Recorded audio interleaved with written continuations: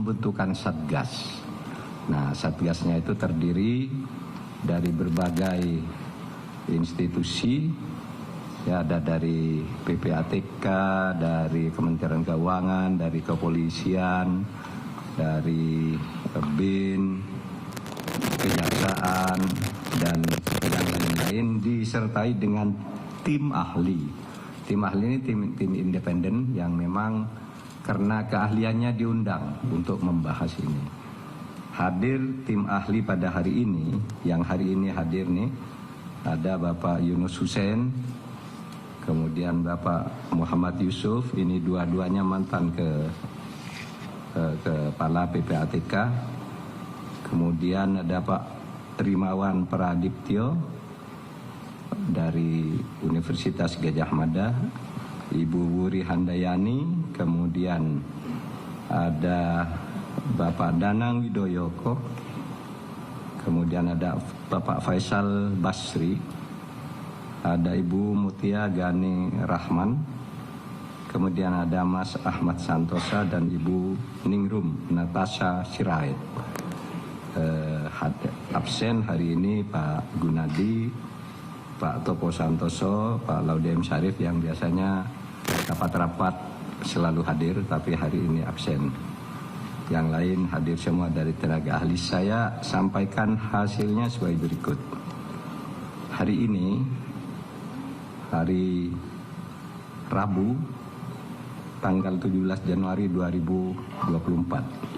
Saya sebagai Ketua Komite Nasional TPPU sekaligus sebagai pengarah Satgas TPPU terkait dugaan 300 surat dugaan atau masalah pencucian uang ke Kementerian Keuangan telah menerima laporan akhir Satgas TPPU yang berisi hal-hal pokok sebagai berikut.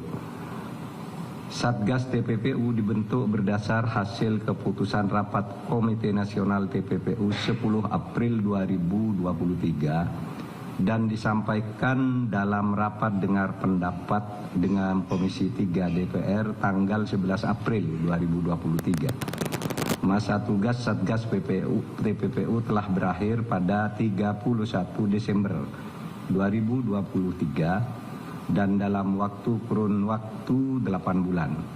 Satgas telah melakukan supervisi dan evaluasi penanganan 300 surat LHA, LHP, informasi dugaan TPPU dengan nilai agregat lebih dari 349 triliun. 300 surat LHA, LHP informasi seluruhnya telah dibahas secara sistematis dalam Satgas TPPU dengan melibatkan 12 orang tim ahli yang terdiri dari para akademisi dan para tokoh yang concern dalam pemberantasan TPPU bersama Dirjen, sekarang hadir nih Dirjen Bea Cukai dan Bea Cukai, kemudian Dirjen Pajak, Kejaksaan, Kepolisian, dan KPK.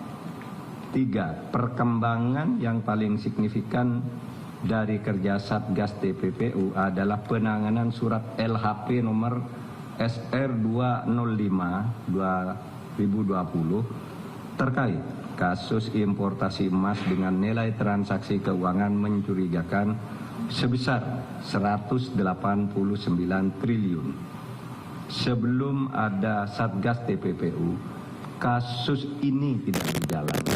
Namun dengan supervisi Satgas, kasus mulai diproses dengan mengungkap dugaan tindak pidana kepabeanan oleh penyidik Direktorat Jenderal Bea Cukai dan dugaan tindak pidana perpajakan oleh Dirjen Pajak.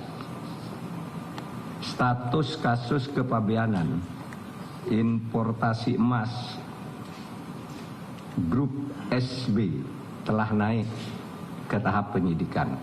Sedang kasus perpajakan dalam tahap pengumpulan bukti permulaan yang terdiri dari 4 wajib pajak dengan perkiraan pajak kurang bayar mencapai ratusan miliar rupiah. Terhadap kasus lainnya saat ini sedang ditindaklanjuti oleh Kejaksaan, Kepolisian, dan KPK. Kehadiran Satgas TPPU juga telah memberikan efek positif penyelesaian kasus-kasus serupa, baik penanganan dan penyelesaian tindak pidana asalnya maupun TPPU-nya, seperti kasus yang melibatkan oknum bea cukai di Makassar dan Yogyakarta. Jadi saudara, kasus itu berjalan penanganannya dengan cukup baik, karena itu tadi ada yang sekarang sudah masuk penyidikan, ada yang sudah divonis. Seperti Rafael Alun mau masuk di surat ini sudah divonis seminggu lalu. Yang sebelumnya lagi ada di 300 surat itu Angin Prayitno. Sebelumnya lagi juga ada Gayus. Itu kan 300 surat sejak tahun 2009, cuma belum terlapor, ada yang belum terlaporkan, ada yang masih berproses. Jadi semuanya itu sudah berjalan. Satgas TPPU telah memetakan permasalahan dan menyampaikan 7 rekomendasi.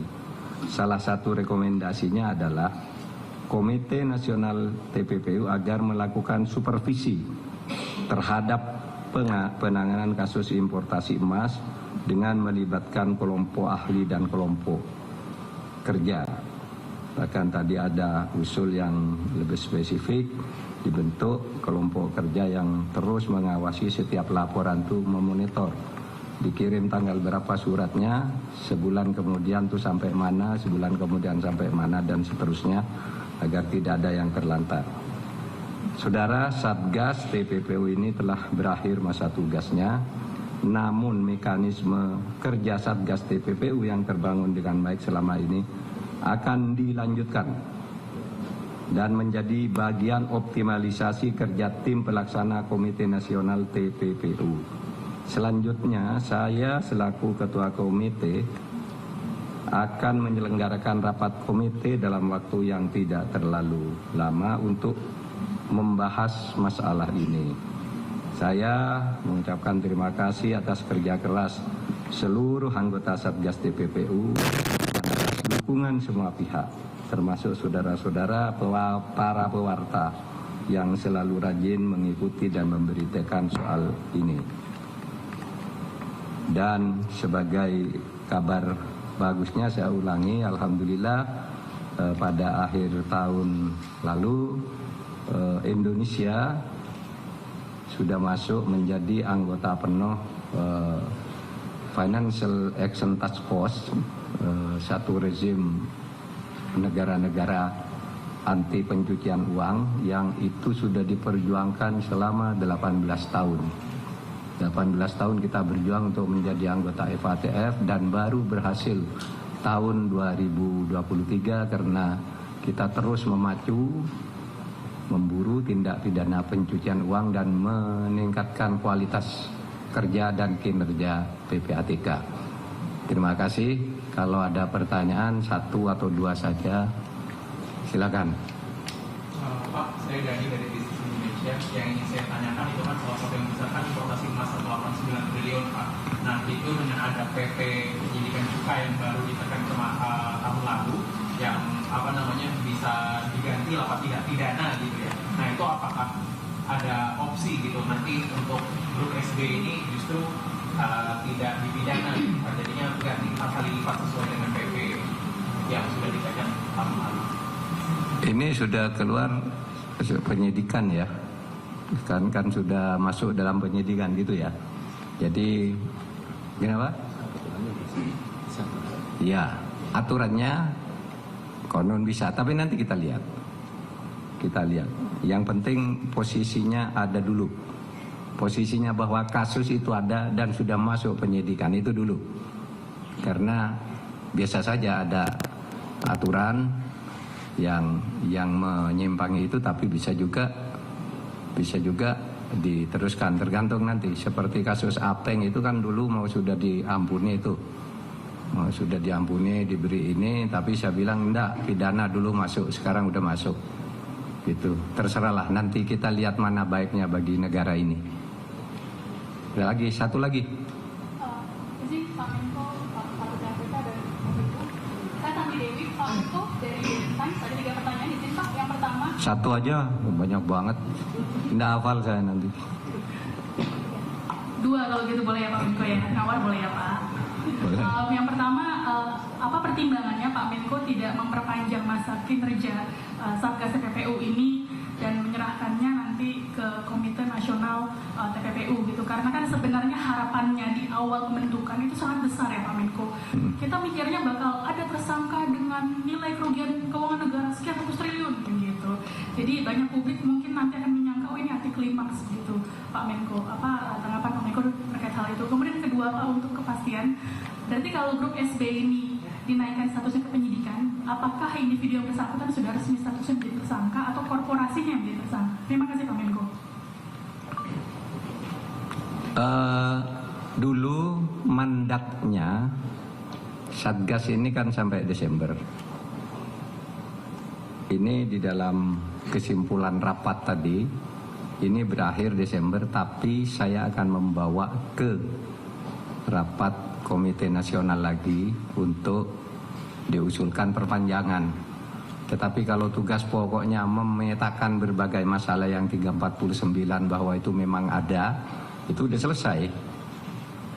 Bahwa ada yang sudah diselesaikan, ada yang laporkan, ada yang daluarsa, ada yang dihentikan dan seterusnya, itu sudah masuk laporannya di sini. Tapi bahwa ada kasus 100 yang wah gitu, tadi kan sudah saya sebutkan ada yang 189 triliun yang dulu enggak pernah jalan, disebut tidak ada dan sebagainya, ternyata ada. Itu kan enggak main-main. Sekarang ratusan miliar aja ribut, apalagi sampai 189 triliun gitu ya. Meskipun itu agregat. Gitu aja. Tadi apa istilahnya? Naik ke Individu yang bersangkutan atau korporasi yang dimiliki? Itu biaya cukai nanti yang yang menentukan apakah korporasinya, apakah SB-nya atau siapanya, nanti biar berjalan dulu. Sekarang sudah ini. Yang penting bahwa kasus itu ada dulu. Itu ya. Kalau sudah teknis, kalau dibuka-buka sekarang nanti malah bubar itu di jalan. Biasanya begitu. Wah ini pada lari semua, barangnya dialihkan macam-macam. Seterusnya dokumennya hilang. Pokoknya percayakan dulu ke bea cukai. Cukup ya? Cukup ada 3 ya? Hah? Oh, kalau soal lain jangan di sini. Anda pasti tanya politik. Tidak ada politik ya. Terima kasih untuk semuanya.